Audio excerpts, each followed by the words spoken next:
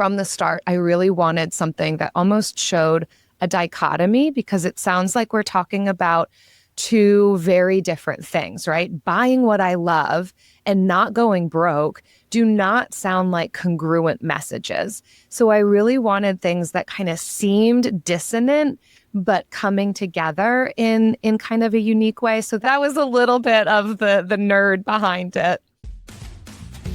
Hi, I'm Bethany Saltman, a literary agent and award-winning author. And I'm Fran Hauser, a best-selling author and independent bookstore owner.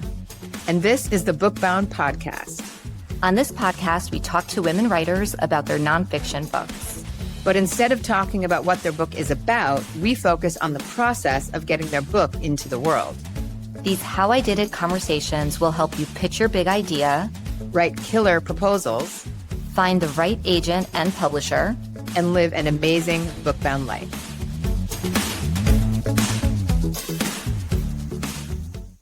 Welcome to the show, everyone. I'm so excited to introduce you to our guest, Jill Sirianni.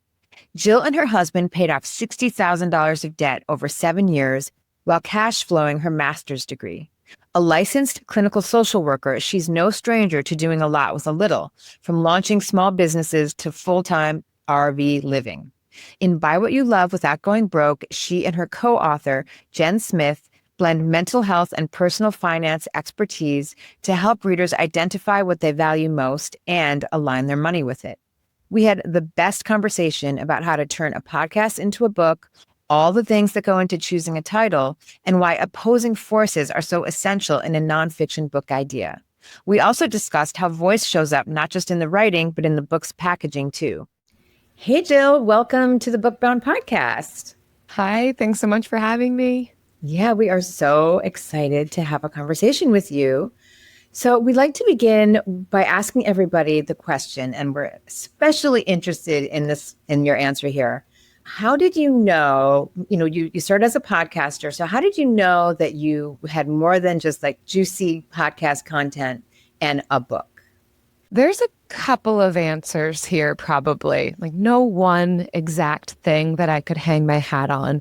However, I think the biggest reason I could give is longevity in the space and recognizing that we've been doing this for so long. The way that I kind of equated writing a book, my husband's a musician and has written albums and recorded albums. And having watched that process, it felt like that. Like the podcast had been a bunch of songs that each could stand on their own and are fun to listen to, but it'd be really great to compile all of these songs in one digestible album that really gives people the concepts that we've been talking about that can flow really well and tell the whole story. And it just started to feel that way after about 6 years into podcasting, realizing, okay, we've been doing this for a while. We've put out a lot of episodes, but there's no real one thing that we could point them to and say, here's our ethos on how to approach personal finance. And both Jen and I were feeling it's time to compile all of these ideas that can then last for forever. I mean, the podcast can last certainly, but this is something tangible that we can give to people. That's a compilation of everything that we feel we have discovered and walked out, lived out, seen works that we can really give to people. I love that answer. That's a first. I love the analogy to the album. And so what that brings up for me is, because you have all of these different episodes, how did you come up with a through line? What was that process like for you, right? Because the book, right, there needs to be a cohesion and a through line. Tell us about that process. It was painful. So as you know, I have a co-author. She was unfortunately unable to join us, but thankfully there was a lot of benefit in having a partner in this where we could bounce ideas off of one another and be able to talk about what is the core of what we talk about and how can we create the classic pieces of a book. But we really were all over the place, tons of notebooks filled with ideas and the notes app on our phones and emails back and forth and Google Documents. And we actually ended up paying somebody just to help us map out in a 1-day intensive, what do we have here, so that we could kind of hear from somebody else all of our different ideas. And I will say it changed. So we began with the principles of frugality. We had about 9 principles that we thought, what if we just list out all these principles and gave them like tools to people? And about halfway through the actual writing process, we changed that. Thankfully, our publisher was good with it and just made it even more simple, which felt so much more on brand with us, and created 3 parts to the book: how to identify what you love, what you don't love, how to not go broke. And so that kind of was the piece then. And the publisher was like, yes, this is perfect. Let's do it. That is so good. So you're bringing up, we got right into the content, which is so exciting. I want to just back up a little bit and say, when you gave that answer about how you knew you had a book, I got goosebumps because I love that it came out of a sense of robustness. You had so much material that you knew it was time to put it into a book, because I meet so many people who have a feeling, a desire to write a book, but they don't have the material yet. And it's great to want to write a book. It might take 6 years of doing a podcast and having, an embarrassment of riches of material to hit that inflection point, to know like, oh, this is actually a book, not just the companion to the podcast. So I love that. And so can you walk us through, like, you guys decided that, you felt like you had a book, and then it sounds like you wrote a proposal, and then that went in one direction, and then midway through you realized you wanted to go in a different direction. That's really good information for us and our listeners. But I'd love to hear about the proposal process, or rather even the before that, the agent process. Like, what did you do? How did you find an agent? So we were fortunate to connect with an agent through a colleague friend in the personal finance space who had utilized this agent, had great success with them. And while this agent was saying that they weren't taking on any more personal finance books, we apparently had the pitch that worked for her. So we pretty much had our entire proposal written before we went to the agent. So we were able to share with her what we had, some of our concept, and she really liked the idea and felt like it was a little bit outside of the typical personal finance books that she's represented in the past. Felt like there was room for her to be able to represent this book, and signed with us, and she has been worth her weight in gold. So that I can't speak highly. Going the traditional publishing route, she was so very helpful. Amazing. And so what was that original idea? So at first, we had talked with her about defining your enough. So some of the working titles of the book were about defining enough in the personal finance space. We talked about the radical middle, which actually is a concept that shows up in the book. That was a working title for us at one point. I'm so pleased with where we landed on the title. But I think for her, recognizing that we were bringing not just a how-to blueprint on here's how to budget. We take a much more holistic approach to personal finance. My background is in social work, so I'm a licensed licensed clinical social worker. And my co-host, she has been in finance journalism essentially for years. And so collectively, we kind of bring this blend of perspective to certainly the podcast and now this book, of looking at the whole person, that what we do emotionally, relationally, physically, spiritually impacts us financially as well. And so more so giving, and the principles are still in the book, just kind of the through line, that the approach that we chose to go looked a little bit different, but giving these tools and resources for somebody to make personal finance their own, not just do this, this, and this, which felt so stringent, so full of deprivation. And I think she really saw something in that. And at least the feedback we got from people along the way has been feeling like youthful voices, friends along the way, taking the shame out of budgeting and managing finances, especially making it accessible for women to feel really confident about handling finances, making money decisions, investing in retirement, all of these things, giving permission to do this and saying you are capable of doing this in this usually very male-dominated field. And so that's the feedback that we heard back of, yeah, we want this message for the people who are ready to receive it. And voice is so important. It's not something that we actually talk a lot about in this podcast, but the idea of bringing a fresh, accessible voice to the personal finance space, I have a feeling that your agent was really drawn to that. I think your voice was one of the reasons that she was so excited to take you on. I think that that's where having a platform, not that everybody who writes a book needs to have that, but I think it really did help us in this case where they could hear what is our tone? How are we communicating some of these really important concepts to people? They can listen to us and know this is how it's going to hopefully come through in book form as well. And of course, audiobook form too. So yeah, I think that was definitely to our advantage. Jill, can you talk a little bit about how you got to Harvest? Harvest is an imprint of HarperCollins. Tell us about that. Tell us about kind of the publisher meetings and tell us a little bit more actually about Harvest. I believe you're our first Harvest author. Okay, great. So we, through our agent, were able to set up a variety of meetings with a couple of different publishers, including Penguin Random House, and I forget who the third one was, honestly.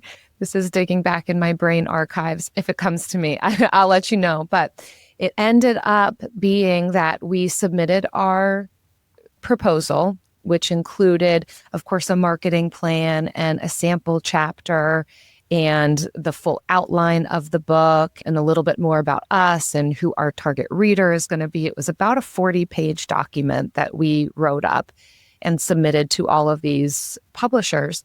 And we ended up getting 3 interested. So we went to auction, which was very exciting. To be fought over with money was a little bit of a pinnacle for me. Yeah. So that was one day that happened to be Jen's birthday. So fun. Happy birthday, Jen. I know, exactly. They were going back and forth on what they wanted to buy the book for. I might be getting a little ahead of myself. Of course, before that, we met with each editor and the marketing team in these meetings. So they were talking with us about what would the marketing plan look like? How are they really hoping to present the book? What are they most excited about in what we're presenting to them? What might be some of the changes that they would want to see to the book? Kind of talked all of those things through.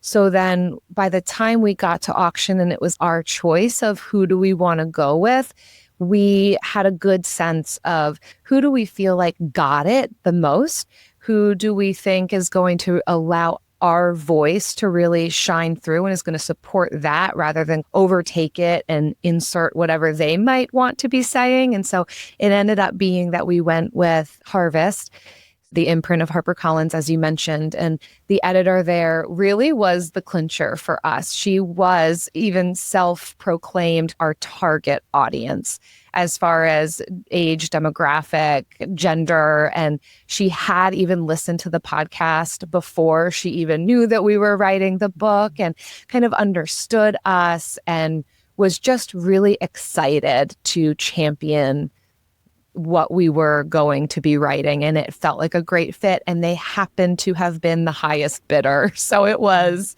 an easy decision on our part. Oh my gosh, that is so exciting. You know, we often talk to people when they're writing their proposals. Who is your audience? It's actually the editor. When you write your book, it's the reader. But I love that your reader and your editor in this case were the same person. Yeah. That's like the best case scenario. Exactly. Hey there, Bookbound friends. If you're a fan of this podcast, you've definitely heard us talk about the agony and the ecstasy of the nonfiction book proposal. Yes, proposals are challenging, and yes, they can take a while, but we truly believe that for nonfiction writers, mastering the art of the book proposal, and we really do think it's an art, isn't just necessary to land a book deal. It's one of the best ways to become the expert of your own topic and to sharpen your craft. That's why Fran and I wrote our ebook.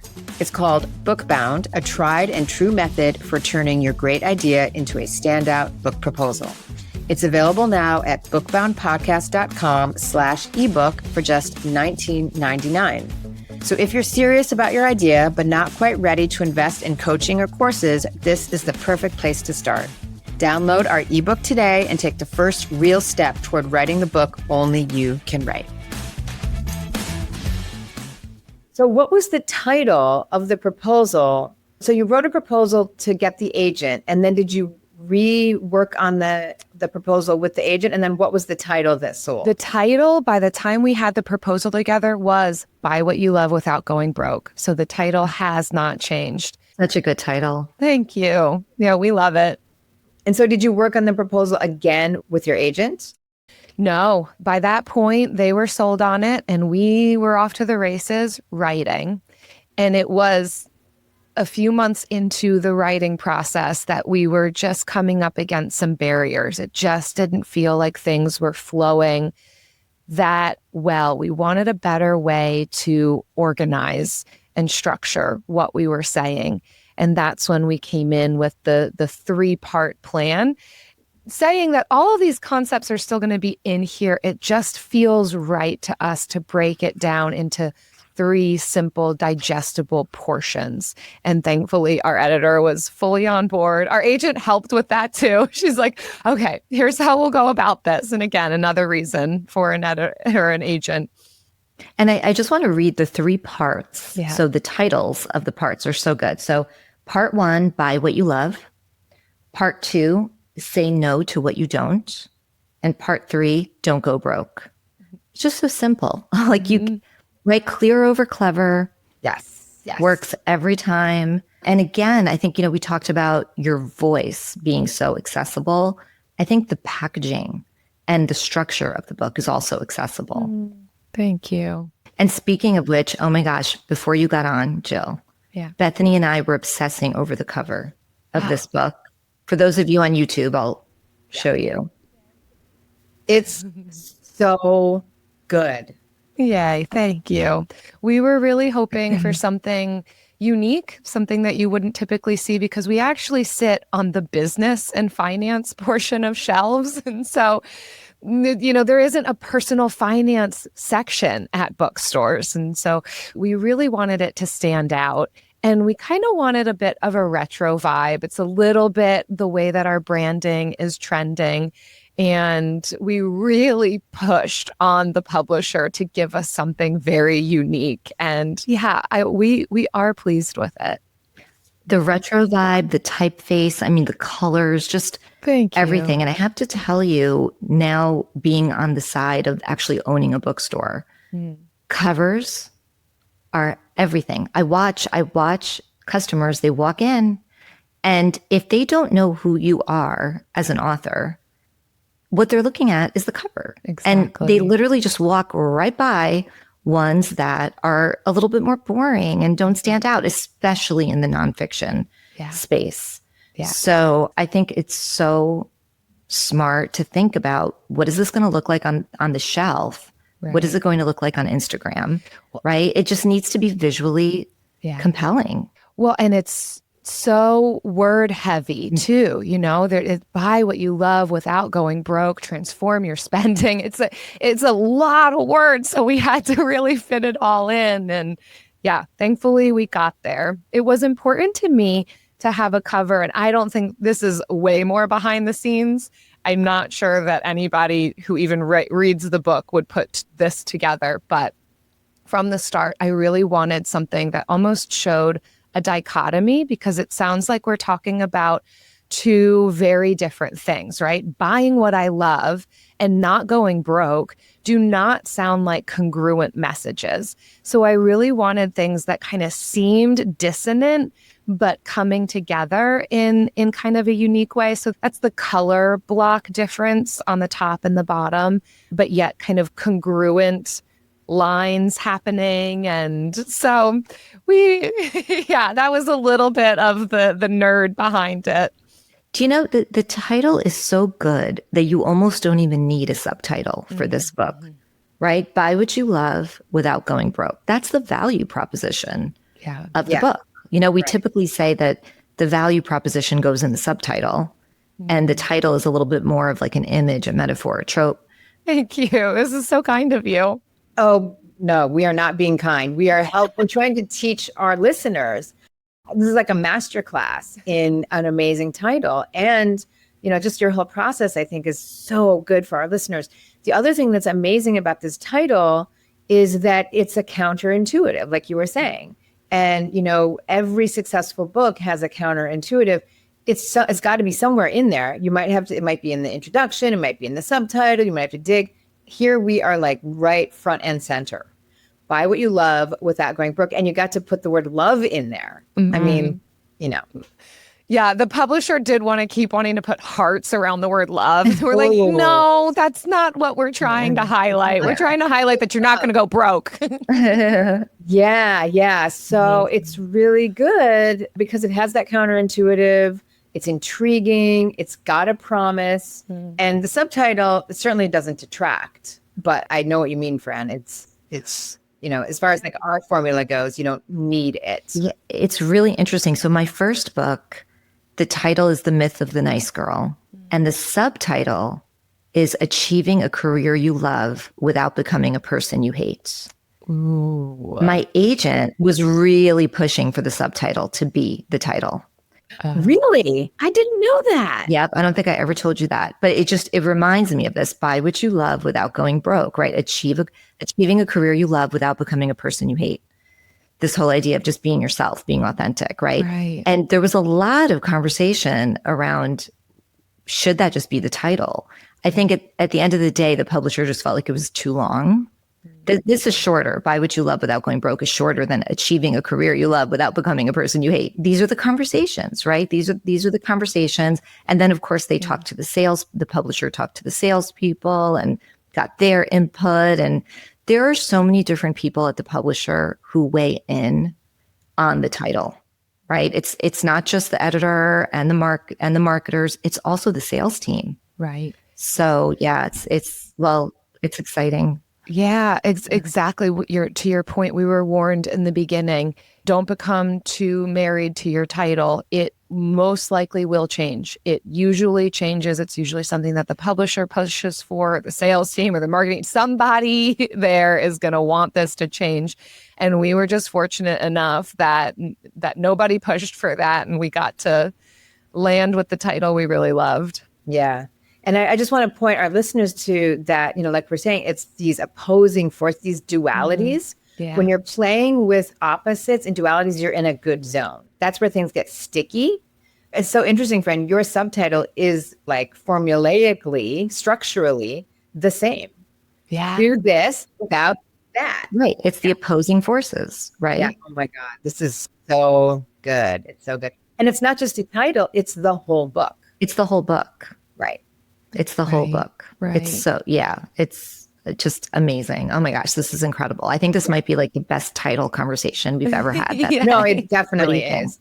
And also just this whole idea of the counterintuitive and like, you know, my mind is just going, it's like, why is it so important to have these opposing forces? It's because it's giving us something new to consider. How to buy what you love without going broke. It's a very different, much more subtle.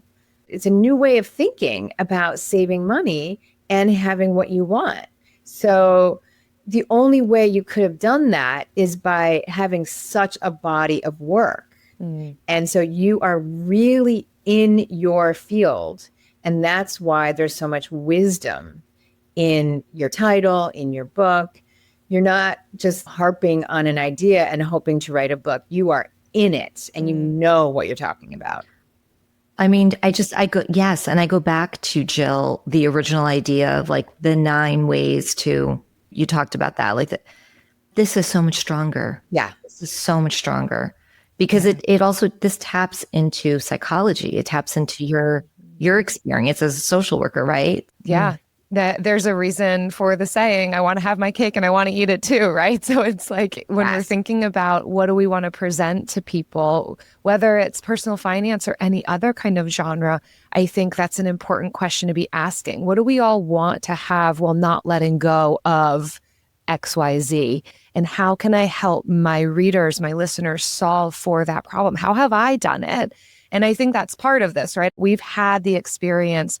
We've also been able to hear from others' experiences. That was really important to us too, to pull in other stories because we are not representative of all the people who are going to read the book, nor did we even in our stories capture every human experience. But I think allowing people to see themselves in the pages and providing different types of perspectives and nuances was really important to us so that people could see how is this lived out and fleshed out. Yeah. It's deep and accessible. So good. Thank you. So how's it going? So the book is out? Yeah. It's been so exciting. I really thought that it was going to be anticlimactic because it had been a 2-year journey between writing the proposal, getting the agent, signing with the publisher, and then the writing process itself and planning the marketing and all of it was 2 years. And so by the time it released in January, I was thinking, okay, this is just, it'll be another day, right? We don't have really any launch parties planned or whatever. It was actually the most climactic day that I have experienced. It was so fun.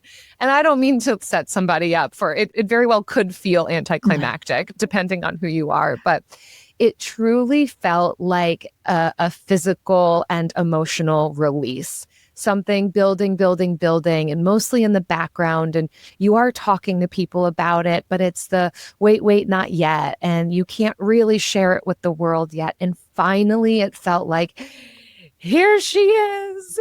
And there's people beginning to talk about it. And we are starting to hear that suddenly bookstores have it on their shelves and messages are rolling in from people that I'm at the San Diego airport and your book's here. And I am at the Atlanta airport and just saw your book. I just didn't think it would all happen in that one day. Just all of a sudden, here it is popping up everywhere. So that's been very exciting. And actually, so we're about 7-8 months out since publishing. And I was just in San Diego a couple weeks ago and the book is still in the airport, which was incredible. Amazing. I was traveling with my husband and as I do now, whenever I'm at the airport, I check like every store, even if they're primarily only selling fiction. I'm like, maybe we'll be there. And I saw it and was shocked because I was not anticipating it this far out from publishing day. I feel like that's every author's dream, be in an airport bookstore. And the fact that they're still selling it means that it's selling. And by the way, usually you have to pay for placement in an airport. So the fact that you did not have to pay, and it's really expensive. I can't remember the numbers, but I heard it once and I was like, oh, wow, that's really expensive. But the fact that you don't have to pay, so exciting. Congratulations. Do you guys have a sense? Tell us about your marketing. And do you have a sense of what you've done that's pushed the needle? I mean, obviously you're pushing books. Sure. Yeah. Tell us about that. Yeah, again, I think having the platform and the audience that is bought in was huge for us. And we really prepped. We were warned ahead of time that, yeah, we've got an audience and a platform that's great, but it's still not big enough for the publisher to really prioritize us. We will need to be doing our own marketing. We need to be doing our own PR. We know a lot of people who hired PR outside of the publisher. We chose not to do that and instead invest in our marketing efforts. And no regrets for us on that front. It can be a good decision depending on kind of your goals, right? There's a lot of different goals that people will have in the publishing of a book. And so for us, it was primarily numbers, just wanting to get it in front of as many people as possible because we really do believe that it will help people. And so we started about 2 months before publishing, going on an extreme podcast book tour. So between Jen and I, and that's where the benefit of having a partner in this came in really handy, divided and conquered. We went on over 50 different podcasts in the span of those about 8 weeks, just really talking about the messaging of the books and of the book. Thankfully, we were able to kind of pull from different sections depending on the podcast that we were on. And we really looked for a variety of niches. So not just other personal finance podcasts, but simple living, minimalism, organizing, mental health podcasts.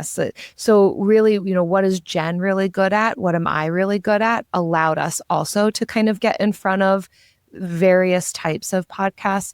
And I think that was huge for us. I also think that our efforts with our own community. So we created a street team where we sent an ARC out to a list of, we got 200 people to sign up, created a Facebook group around it. We would post multiple times a week, blurbs and excerpts. We sent advanced reader copies to the people in the street team, asking them then if they would review us within the time frame of having published the book, just to really help with those reviews. Not telling them, exactly what to say, but here's the for this benefit, would you please leave us a review both on Goodreads and on Amazon? So that really helped those numbers in those initial days. Those were the two big pushes that we did.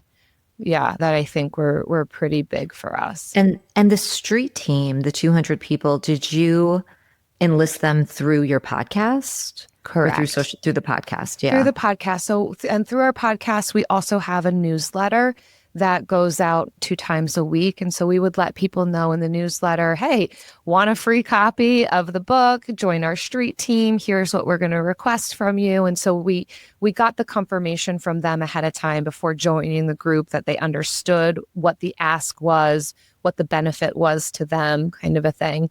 And so we would only allow people, I think we got 500 people applying to do it. So we really whittled it down to those 200 that we felt were going to be really solid people to actually follow through on the ask.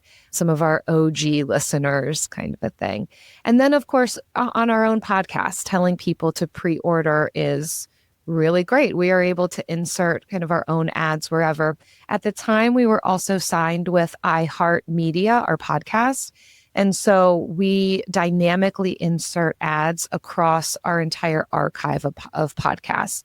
So we recorded an ad for our book that we asked iHeart to dynamically insert into every single podcast that we've ever published, so that no matter what podcast somebody listens to, they'll hear it. And that ran for a couple of months. It's just such a smart way to leverage. Your key platform is your podcast, right? I mean, we've talked to other authors where it might be that they're a journalist, so they have access to media. Other authors, it might be social. For others, it might be their relationships with organizations where they can do bulk buys, right? Like Right. For you, it's your podcast.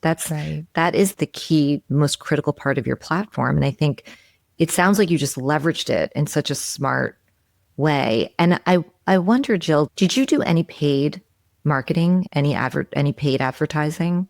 So the paid things that we did was giving gift certificates to people as they reviewed. Part of that street team, we did, I want to say, like the first 50 people to review, take a screenshot of it, submit it to us. We gave gift cards ranging from $5 to $20. So that was a few $100s for us. So that was a paid portion. We also invested in a virtual assistant to be able to kind of help us keep track with all of these marketing efforts. It was a lot on top of keeping up with the podcast and the newsletter itself. So we increased those efforts. That's where we chose to really invest some of the money. So good. But it's so intentional, right? It's just so intentional. These are the choices that we make as authors. Where are we going to put our time? Where are we going to put our money? Where does it make sense to pull in outside resources, right? And it's really important because especially like the 2 months before and the couple of months after the book comes out, it's a really busy period. So having that extra support is so hugely helpful. I love it. So smart. Yeah. Jill, we are so excited for you. This was an amazing episode. Our listeners are really in for a treat. I just love the way you've talked about platform and about how to take your content and turn it into a really rich, useful, well-written, amazing covered book. Thank you so much. You've been so kind. Yeah, thank you. And everyone buy the book. Yes. And listen to Jill's podcast, which is Frugal Friends. Yeah. Thank you. Yeah. Even ask your library to get the book. Yeah. If you don't want to spend the money, we love libraries. You love libraries. Yes. Yes. Perfect. Well, it was so nice to meet you. Take care and best of luck. Thanks so much. Bye. We hope you enjoyed this episode. Please subscribe wherever you get your podcasts and consider leaving a rating or review to help other writers find us. And don't forget to check out our Read Like a Writer book club and our downloadable Bookbound proposal guide, both designed to support you as you bring your book idea to life. You can also find us on Instagram at bookbound_podcast. Happy writing!